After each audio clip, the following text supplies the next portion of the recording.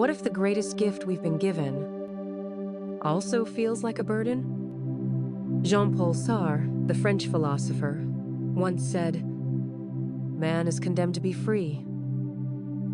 At first, it sounds harsh, even hopeless. But behind those words lies a powerful truth, one that can help us overcome fear, take control of our lives, and discover peace in the choices we make every single day. Today, on Carefree Sloth, we'll gently explore the life and mind of Jean-Paul Sartre, one of the most influential philosophers of the 20th century, and understand how this powerful idea can help us face fear, reclaim inner peace, and take ownership of our lives. Jean-Paul Sartre was born in 1905 in Paris, France. His father died when he was very young, and he was raised largely by his mother and grandfather. From an early age, Sartre was drawn to books, ideas, and the inner workings of the human soul. He wasn't a traditionally handsome man. In fact, he suffered from a condition called strabismus, which made him blind in one eye and gave him a noticeably asymmetrical face. But instead of retreating into isolation, he leaned into his world of thought. He became a philosopher, playwright, novelist, and public intellectual. Sartre's thoughts were not confined to the ivory tower of academia. He wrote in cafes. He protested on the streets.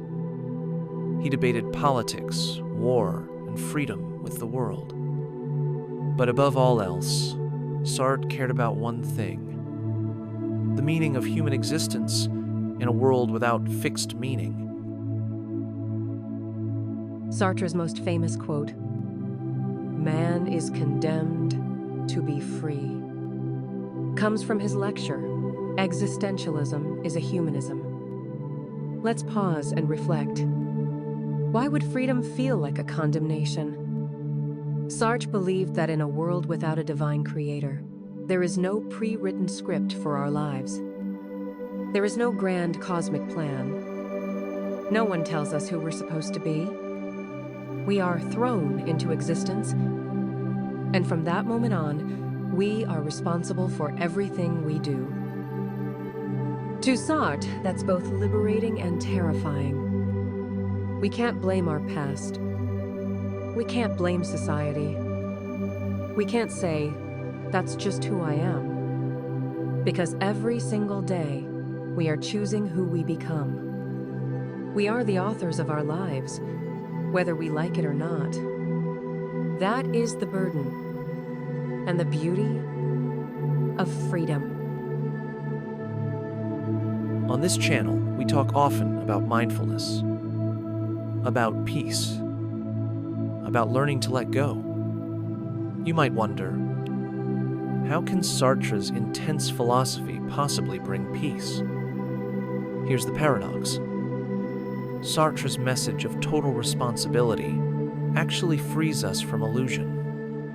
Many of us spend years waiting for permission, waiting for the right moment, waiting for someone to tell us what to do with our lives.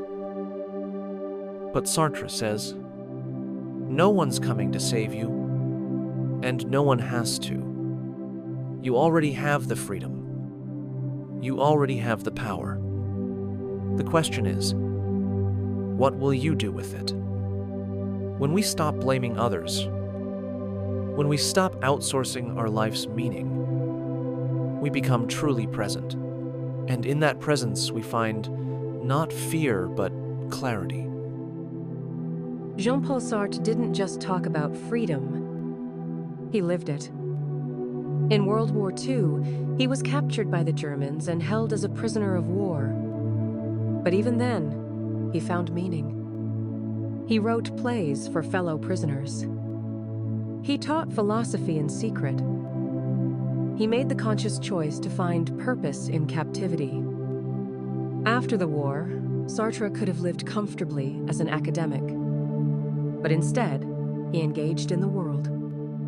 He protested the Vietnam War. He supported Algerian independence. He refused the Nobel Prize for Literature in 1964, saying he didn't want to become an institution. Even freedom from fame was a choice Sartre insisted on making for himself. He lived simply. He wrote with passion. He loved deeply and imperfectly, especially his lifelong partner, philosopher Simone de Beauvoir. Through it all, he remained faithful to one idea. We are what we choose, even when it's difficult, even when it hurts. So how can we use Sartre's wisdom? Let's take a moment to breathe. Close your eyes if you like.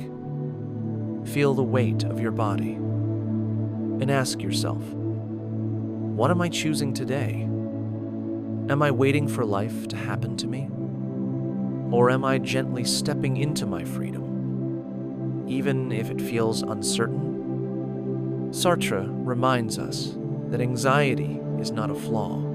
It is part of freedom. Existential angst is the dizziness of freedom. The moment we realize we are standing on the edge of a vast space where we are free to build, to fail, to begin again. But with that realization comes power. The power to reinvent, to forgive, to walk away, to start over.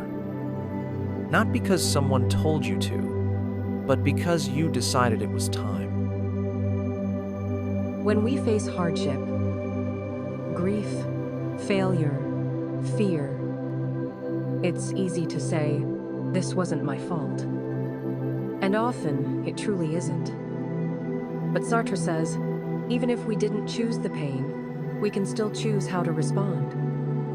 He calls this authenticity, living in alignment with your deepest truth, taking responsibility for your being.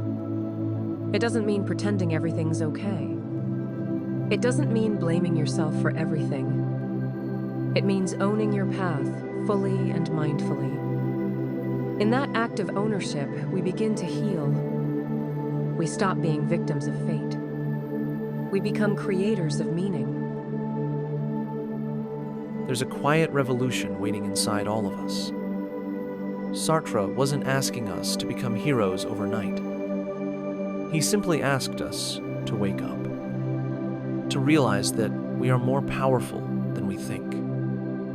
You don't need to change the whole world today. Just take one step, one choice that reflects your truth. Maybe that's walking away from something toxic. Maybe it's creating something small but beautiful. Maybe it's finally telling someone how you feel, or forgiving yourself for being human. That is freedom. That is the revolution. At first glance, man is condemned to be free. Sounds dark.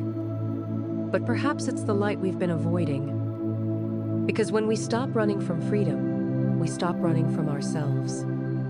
And when we stop running from ourselves, we find stillness. Not the stillness of perfection, but the stillness of presence, of being here, of knowing that, whatever happens, you are the one choosing how to meet the moment. Jean-Paul Sartre didn't give us answers. He gave us a mirror. He asked us to look deeply, not for who we were told to be, but for who we are becoming. Moment by moment, breath by breath. Man is condemned to be free, but in that freedom lies our greatest gift. The power to live, to grow, to create a life of meaning. Thank you for spending this quiet moment with us today. If this brought you insight or peace, consider subscribing to Carefree Sloth, where we explore timeless wisdom in gentle, mindful ways. Until next time, breathe deeply, live freely, and walk gently through this beautiful, uncertain life.